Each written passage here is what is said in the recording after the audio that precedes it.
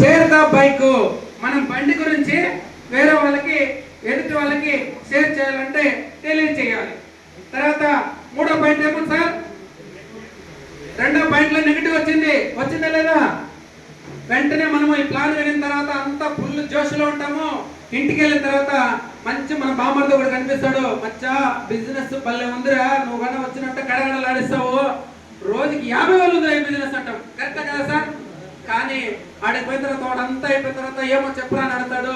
ఒకవేళ వాడికి ఓపుకుంటే వింటాడు, లేదంటే లేదు. వాడు ఫైనల్గా ఏం చెప్తాడంటే, ఈయనెవరో యామారిచ్చినారు, వీడెవరో ఏమే బాగా ఇచ్చేసినారు, వీడాడో మోసపోయినాడు, ఇట్లాంటి మేము ఇన్ని చూసినాం రా బామర్ది అంటారు. కరెక్టా కదా? ఇన్ని చూసినాం రా స్వామి అంటారు. నీకు ఇంకేం పనిలేదా, ఏదో పనికి పోతాను, ఏదో జాబ్కి వెళ్తాను, పని చూసుకొని జాబ్ చేసుకొని ఇట్లాంటి నీకు అవసరమని నిన్నే డిగ్రేడ్ చేస్తారు. దయచేసి గుర్తుపెట్టుకోండి, ఎవరికి పడితే వాళ్ళకి చెప్తే ఈ బిజినెస్ రారు. మూడో పాయింట్ ఏమో సార్, మేక్ ఏ లిస్ట్. బాగా గుర్తుపెట్టుకోండి, ఈ సిస్టమ్ లో ఎందుకు మనం ప్రయాణించాలంటే, ఏ ఒక్క నెట్వర్క్ లో వచ్చినా కూడా ఈ సిస్టమ్ లో ప్రయాణించినట్టయితే అద్భుతమైనటువంటి విజయాలు మీకు వస్తాయి. దాన్ని మీరు అనుసంధానం చేసుకుంటే అద్భుతమైనటువంటి విజయాలు సక్సెస్ కాకపోతే మేము ఇస్తాం డబ్బులు లీడర్లు కావాలంటే చూడండి. మూడోది మేక్ ఏ లిస్ట్. ఈ లిస్ట్ అనేది ఏంటంటే, అందరికి ఫోన్లు ఉన్నాయా సార్? ఉన్నాయా మేడం? ఉన్నాయా అందరికి? మీ ఫోన్లో కాంటాక్ట్స్ లిస్టు మీరు తెలిసిన వాళ్ళ బయట వాళ్ళ పలకాలి సార్, రెస్పాండ్ ప్లీజ్. మీ ఫోన్లో ఉన్న కాంటాక్ట్ వాళ్ళు మీకు తెలిసిన వాళ్ళ బయట వాళ్ళ, అంటే మీ బంధువులు కావచ్చు, మీ ఫ్రెండ్స్ కావచ్చు, ఇంకోరు కావచ్చు. మీ ఫోన్లో ఫోన్ నెంబర్ ఉందంటే ఎవరు వాళ్ళు? మీకు తెలిసిన వాళ్ళు. కరెక్టా కదా? బట్ మీకు తెలిసిన వాళ్ళు మేము బిజినెస్ చెప్పాలంటే ఎవరికి పడితే వాళ్ళకి చెప్పకుండా రోజు మనము ఒక 5 మంది 10 మందితో రెగ్యులర్గా మాట్లాడుతుంటాం. ఏది మీ యొక్క వర్క్ బేస్ చేసుకొని కావచ్చు, వాళ్ళ అవసరాలు బేస్ చేసుకొని మాట్లాడుతూ ఉంటారు. రోజుకు 100 మంది లిస్ట్ అనుకుందాం, 100 మంది ఫోన్ నెంబర్లు ఉన్నాయనుకుందాం. మీ ఫోన్లో ఎంతమంది ఉన్నారు సార్? 100 మెంబర్స్ ఉన్నాయనుకుందాం. రోజు 100 మెంబర్స్తో మాట్లాడతామా? మాట్లాడము. రోజుకు 100 పర్సెంట్ 100 మంది మనకు ఫోన్ చేస్తారా? చెయ్యరు. ఆ యొక్క అవసరాన్ని బట్టి మనం మాట్లాడుతుంటాం. ఈ బిజినెస్కి ఎందుకు మేక్ ఏ లిస్ట్ రాసుకోవాలంటే, ఫస్ట్ ఆఫ్ ఆల్ మన దగ్గర ఉన్నటువంటి ఫోన్ ఒకటి ఇట్లా, మన దగ్గర ఉన్నటువంటి ఫోను ఆండ్రాయిడ్ ఫోను. అంటే ఈ ఫోన్లో అద్భుతంగా పనిచేస్తాయా? ఎప్పుడన్నా మిస్ అయితే నీళ్ళలో పడిపోవడము, లేదంటే చెడిపోవడము, ఇరిగిపోవడము జరుగుతూ ఉంటాయి లేదా? సహజంగా చెప్పండి. ఈ ఫోను ఎప్పుడు పాడైపోతాయో తెలీదు, ఎప్పుడు నీళ్ళలో పడతాయో తెలీదు, ఎప్పుడు రిపేర్ వస్తాయో తెలీదు. దీంట్లో ఉన్న కాంటాక్ట్స్ చాలా ఇంపార్టెంటే కదా సార్? కరెక్టా కదా? దీనికి ఏం చేయాలంటే మనము ఫస్ట్ బెనిఫిట్, ఈ ఫోన్లో ఉన్న కాంటాక్ట్స్ చాలా ప్రాముఖ్యత ఉంది కాబట్టి ఆ ఫోన్లో ఉన్న లిస్ట్ని మనము రాసుకోవాలి. ఒక డైరీలో కానీ, ఒక మంచి నోట్బుక్ కానీ తీసుకొని సీరియల్ నెంబరు, వాళ్ళ యొక్క పేరు, వాళ్ళ యొక్క ఫోన్ నెంబరు, వాళ్ళు ఏ ఊర్లో ఉన్న వాళ్ళు రాసుకుంటే మనకు ఫోన్ వల్ల దారిపోయినా లేదా ఏదైనా పాడైపోయినా ఆ కాంటాక్ట్స్ మనకు ఉపయోగపడతాయా లేదా సార్? ఉపయోగపడతాయా లేదా? Please response sir. అంటే దీన్ని ఎందుకు నేను చెప్తున్నానంటే, ఏ ఒక్క కార్యక్రమం చేయాలన్నా, ఉదాహరణకు మనము పెళ్లి పత్రికలు కొట్టించాలన్నా, మనకి మన బంధువులకు అందరికి పంచాలంటే పెళ్లి పత్రికలు కొట్టి పంపుతాం. పంచిన వాళ్ళందరూ కూడా పత్రిక ఎత్తుకొని మీరు మా అబ్బాయి పెళ్లికి వస్తేనే మేము పత్రిక ఇస్తామంటే రామని చెప్తామా? రావద్దని చెప్తామా? ప్లీజ్ మీ కుటుంబ సభ్యులతో పాటు కుటుంబ సమేతంగా మా అబ్బాయి పెళ్లికి వచ్చి ఆశీర్వదించాలి, కంపల్సరీ మీరు రావాలంటారు. ఓకే, ఇచ్చాము ఇన్విటేషన్ కార్డు, బాగానే ఉంది. వాళ్ళ పెళ్లి రోజు ఏదన్నా అన్ఎక్స్పెక్టెడ్గా ఏదన్నా ప్రోగ్రామ్ పడవచ్చు. పెళ్లికి రాకపోతే మనం ఏమన్నా చేయాలనుకుందా? నువ్వు ఎందుకు రాలేదని అడిగేదని క్వశ్చన్ చేయాలనుకుందా? అలా అనేసి నేనే కావచ్చు, మీరే మీ అబ్బాయికి పెళ్లి చేస్తున్నారు, నాకు మీరు చాలా తెలిసిన వాళ్ళు, నా ఫోన్ బై మిస్టేక్ మీ దగ్గర పొరపాటు అయింది, పెళ్లి పెట్టుకున్నారు, పక్కన సత్రంలో పెళ్లి జరుగుతుంది, మీ అబ్బాయిది బయట బ్యానర్ అంతా వేశారు, నేను ఒక గిఫ్ట్ తీసుకొని వచ్చాను పెళ్లికి, ఏదో మా సార్ అబ్బాయి పెళ్లి జరుగుతుంది అనేసి పెళ్లికి వస్తే మీరు సడన్గా నన్ను ఎదురైనారు. వెంటనే కనిపిస్తానే, మునప్ప నీకు పత్రిక ఇవ్వలేదు, నువ్వు పెళ్లికి ఎందుకు వచ్చినావు అని క్వశ్చన్ చేస్తారా? ఏమంటారు? పొరపాటు అయిపోయింది బా, ఏదో పోయి నీ మిస్టేక్ అయింది, రాబా వెల్కమ్, రానా పొరపాటు అయిపోయింది రారా అని చెప్పి ఇంకా ఇన్వైట్ చేస్తా. కరెక్టా కదా? ఈ బిజినెస్ కూడా మనం ఏ విధంగా టేకప్ చేయాలన్న దాని గురించి మీకు క్లారిటీ ఇచ్చే ప్రయత్నం చేస్తాను. మేక్ ఏ లిస్ట్ రాసుకున్న తర్వాత 3 కేటగిరీలుగా మనం సెలెక్ట్ చేయాలి. దీంట్లో ఒకటి, మనం చెప్తే వెంటనే వినేవాళ్ళు ఒక కేటగిరీ. రెండో కేటగిరీ, మనం చెప్తే నీకు రానిలే చూద్దాము, నీకు వచ్చినాక మేము ఆలోచిస్తాంలే, నిదానంగా చేస్తాంలే, చూస్తాంలే, టైం తీసుకొని ఆలోచిస్తాంలే అనేది రెండో కేటగిరీ. నమ్మకుండా ఉండేవాళ్ళు ఒక కేటగిరీ. మూడో కేటగిరీ ఒకటి ఉంటుంది, మేమంతా కూడా ఏంది మేమంతా ఇది చాలా చూసేసినాము. ఇట్లాంటి వానికి ఏమి తెలియకపోయినా కూడా ఆ ఓటు వస్తుంది. కరెక్టే కదా? ఇట్లాంటి మేము చాలా చూసినాం రాబోయ, ఇవంతా మాకు అవసరం లేదు, ఏదో పోతున్నాము, ఇట్లాంటి మాకు అవసరం అనేసి నెగిటివ్ పీపుల్స్ అనమాట. ఇప్పుడు ఎన్ని కేటగిరీలు తయారైనా సరే లిస్టులో? ఒకటి వెంటనే చెప్తే వినేవాళ్ళు, రెండు సగం నమ్మి నమ్మని వాళ్ళు, మూడో కేటగిరీ మాకెందుకులే ఈ బిజినెస్ నెగిటివ్ పీపుల్స్. బాగా గుర్తుపెట్టుకోండి. ఇప్పుడు ఎవరికి ఇవ్వాలి అవకాశం? బిజినెస్ ఎవరికి ఇవ్వాలి? Please sir tell me sir. గురుగారు మీరు ఎవరికి ఇవ్వాలి? మనం చెప్తే వెంటనే వినే వాళ్ళకి. ఈ బిజినెస్కి ఎంతమంది కావాలి సార్? ఎంత కావాలి? గురువు గారు చెప్పారు 2 ట్రీస్ నాటండి, చెట్లు నాటండి, వాటిని మేకలు తినకుండా, ఆవులు తినకుండా రక్షణగా కాంపౌండ్ వాళ్ళు కట్టండి. వాటి పెద్దవైన తర్వాత ఆ చెట్టు కిందకి ఎన్నో జీవాలు వచ్చి పంచుకుంటాయి. ఆ చెట్లు పెంచే ప్రయత్నం చేయాలి. అంటే మీ ద్వారా వచ్చినటువంటి ఒక 2 వ్యక్తుల్ని వాళ్ళ ఆదాయ మార్గాలు చూపించి వాళ్ళని కోటీశ్వరులు చేసి ఆటోమేటిక్గా డిఫాల్ట్ మీరు కోటీశ్వరులు అయిపోతారనేసి ఎమ్మెల్యే సార్ చెప్తున్నారు. అదేవిధంగా గౌ సార్ చెప్తున్నారు. ఇక్కడ వచ్చేసిన బాలా సార్ కావచ్చు, ప్రేమ్ సార్ కావచ్చు, మన యొక్క బాలకృష్ణ సార్ కావచ్చు, అందరు లీడర్లు కూడా అందరూ కూడా ప్రత్యేకంగా చెప్పడం. ఈ నెట్వర్క్ లో శత్రువులు అనే బిజినెస్ ఇవ్వచ్చు, ఇవ్వకూడదా సార్? ఇవ్వచ్చు. బట్ ఈ మేక లిస్టు మనం కంపల్సరీ మ్యాండటరీగా మెయింటైన్ చేయాలి. మళ్ళా 4వ పాయింట్ ఏమన్నా సార్? ఇన్విటేషన్. దయచేసి ఎవరు కూడా మీరు ఇండివిజువల్ గా పోయేసి ప్లాన్ చెప్పబాకండి. కంపల్సరీ సీనియర్ దగ్గర కూర్చొని పెట్టి వాళ్ళ యొక్క సిస్టమేటిక్ గా కంపెనీని ఏ విధంగా ప్రజెంటేషన్ చేస్తారో 2-3 సార్లు మీరు వినండి. బిజినెస్ టూల్స్ వాడండి. వాటి యొక్క ప్లాన్ చెప్పే విధానం మీరు చెప్పేటప్పుడు వినండి. వాళ్ళని ఇన్వైట్ చేయాలి. ఇన్వైట్ చేసిన తర్వాత పక్కన పెట్టి సీనియర్ దగ్గర కూర్చొని పెట్టేసి మనం ఏదో పెద్ద సీఎం లెవెల్లో పిఎం లెవెల్లో ఫోన్ వచ్చేవారు పక్కన ఎత్తుకొని మాట్లాడుతుంటాము. ఈ వ్యక్తిని పిలుచుకొని సీనియర్ దగ్గర కూర్చొని పెడితే ఆ వ్యక్తి మనం చూసి వచ్చాడా, సీనియర్ చూసి వచ్చాడా? సార్ ప్లీజ్ సార్ చెప్పాలి. ఇప్పుడు మీరు నా తరపున వచ్చారు, ఎమ్మెల్యే సార్ దగ్గర నేను కూర్చొని ప్లాన్ చేపిస్తున్నాను. మీరు ఎవరి ద్వారా వచ్చారు? నేను ద్వారా వచ్చాను. సార్ దగ్గర ప్లాన్ వినేటప్పుడు నేను కూడా మీతో పాటు వింటే మీకు ఒక గుడ్ ఇంప్రెషన్ అనేది వస్తుంది. కరెక్టే కదా? నేను మిమ్మల్ని కూర్చొని పెట్టేసి సార్ చెప్తున్నాను అని చెప్పేసి సీనియర్లు అని చెప్పేసి నేను బయట పోయి ఫోన్ పాతాకాలు కొట్టుకుంటా ఉంటే ఇది ఎంతవరకు కరెక్ట్? ఫెయిల్యూర్ అవడానికి ప్రధాన కారణము సీనియర్ దగ్గర కూర్చునేటప్పుడు యాజ్ ఏ మనం ఎంత బిజీలో ఉన్నా కూడా కానీ మన కొత్త వ్యక్తులు పరిచయం చేసేటప్పుడు కంపల్సరీ వాళ్ళతో పాటు మనం కూడా టైం స్పెండ్ చేసి వినాలి.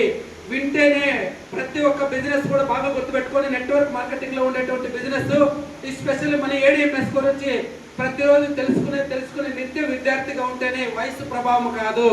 దీంట్లో చేరేదానికి డబ్బు అవసరం లేదు, వయసుతో సంబంధం లేదు.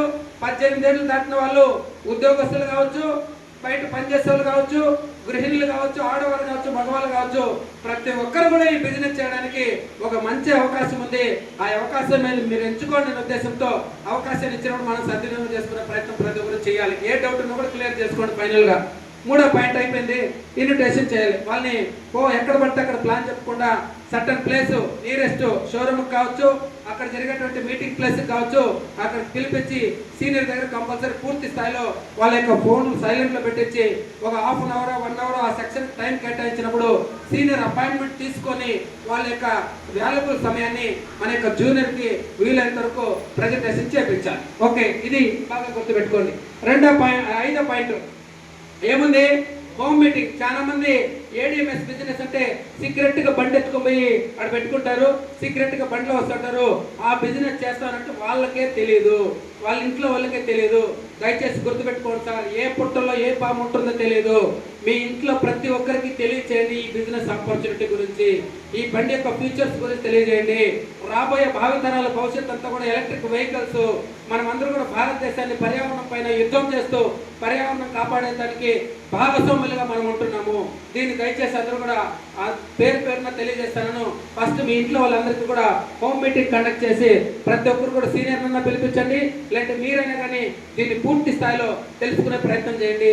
దీనికి బిజినెస్ చెప్పడానికి క్యాటలాగ్స్ ఉంటాయి, ఫైల్స్ ఉంటాయి, రకరకాల మోటివేషన్స్ వీడియోస్ ఉంటాయి, రకరకాల ప్లానింగ్ ప్రజెంటేషన్స్ అన్ని కూడా వాళ్ళకి తెలియజేసే ప్రయత్నం చేసి ఫస్ట్ మన ఇల్లు గెలిస్తే రచ్చగలిస్తే అదొక మా ఇంతకుముందు ప్రీవియస్ కంపెనీలో నేను పనిచేసేటప్పుడు మా అక్కలను ఒక అతను ఒక చెప్పేవాడు, నువ్వు నేను కలిసి మనం అవుదాం, మనం కలిసి జనం అవుదాం, జనం కలిసి ప్రపంచం అవుదాం, మనం అందరం కలిసి భారతదేశ చరిత్ర సృష్టించేటువంటి ఒక కోటీశ్వరుల జాబితాలో మనమందరం కూడా పాల్పంచుకుందామని ఆ సీనియర్ చెప్పేవాడు.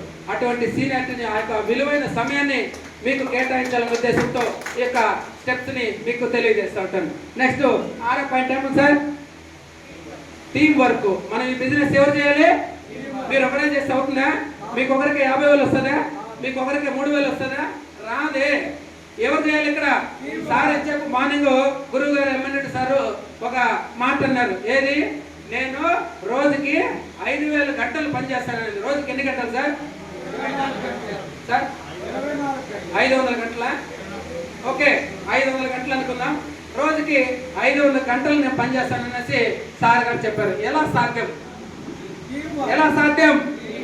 ఇదే సార్ టీం వర్క్.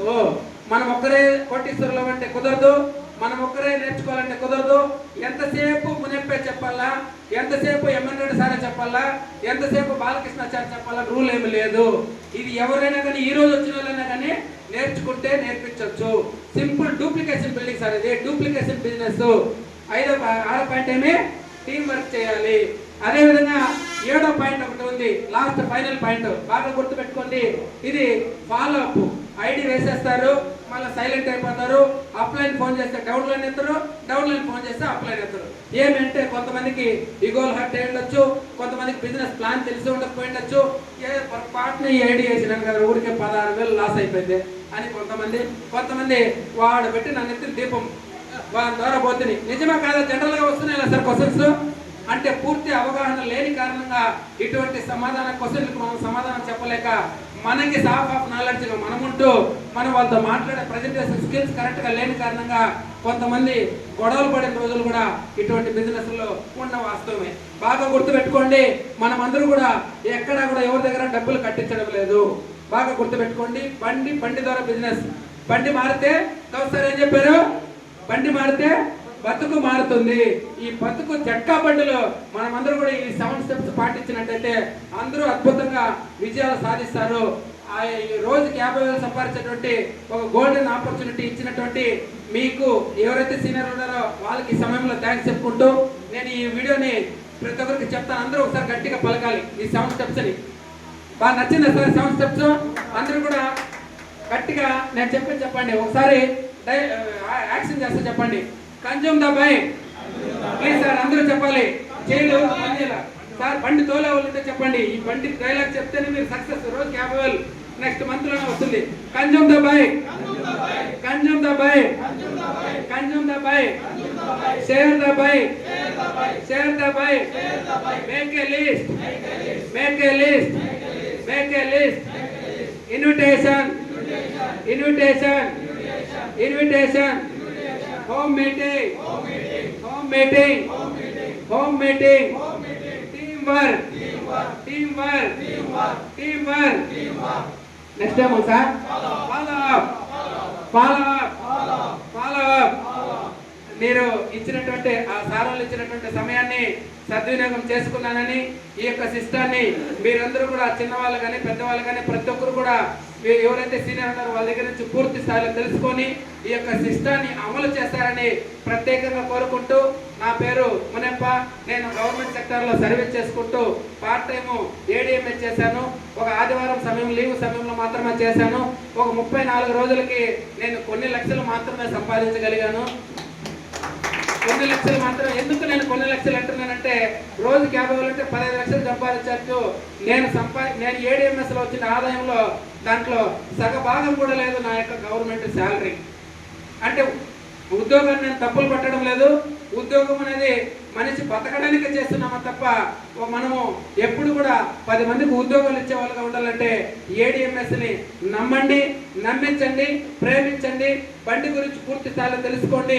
ప్రతి ఒక్కరు కూడా కళ ఉంటుంది సార్. కళ డిసైడ్ చేసుకుంటే రాబోయే ఒక 1 ఇయర్లో మీరు ఏదైతే సాధించగలుగుతారో గేట్ బయట పోయే లోపల ఆ యొక్క డ్రీమ్ని మీ మైండ్కి చెప్పుకోండి.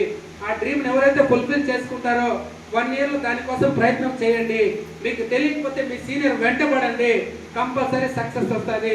ఈ అవకాశం ఇచ్చినటువంటి గ్రేట్ లీడర్ మన గురువు గారు ఎమ్మెల్యే సార్ గారికి, మన సెక్రటరీ సార్ అయినటువంటి గౌస్పాల్ సార్ గారికి, నాకు ఏడీఎంఎస్ అవకాశం ఇచ్చినటువంటి ఆమోస్ బాలాజీ సార్ గారికి ప్రత్యేకంగా ఈ సమయంలో ప్రత్యేకంగా ధన్యవాదాలు తెలియజేసుకుంటూ, రాబోయే రోజుల్లో నేను గవర్నమెంట్ ఉద్యోగాన్ని పార్ట్ టైం చేయాలి, ఏడీఎంఎస్ ఫుల్ టైం చేయాలి, సీలింగ్ అచీవ్మెంట్ టచ్ చేసిన తర్వాత గవర్నమెంట్ జాబ్ను తృణప్రాయంగా వదిలేయాలన్న ఒక మైండ్ థాట్తో ఆలోచించుకుంటూ నా యొక్క భవిష్యత్తుని ఈ యొక్క బిజినెస్లో డెవలప్మెంట్ చేయాలి, ఆర్థికంగా సామాజికంగా ఎదిగి మీ అందరికీ కూడా ఆదర్శంగా నేను నిలవాలని ప్రత్యేకంగా కోరుకుంటూ, నన్ను కూడా గౌస్పాల్ సార్ లాగా ఏడీఎంఎస్ మేనేజ్మెంట్ అశోక్ తంగడి సారు పిలిచి భుజం చేసుకొని నాకు కూడా ఒక ఉన్నతమైనటువంటి పదవి ఇచ్చే వరకు నేను కష్టపడి పని చేస్తానని, అనుకున్న లక్ష్యం సాధిస్తానని. జై ఏడీఎంఎస్, జై ADMS. Thank you so much.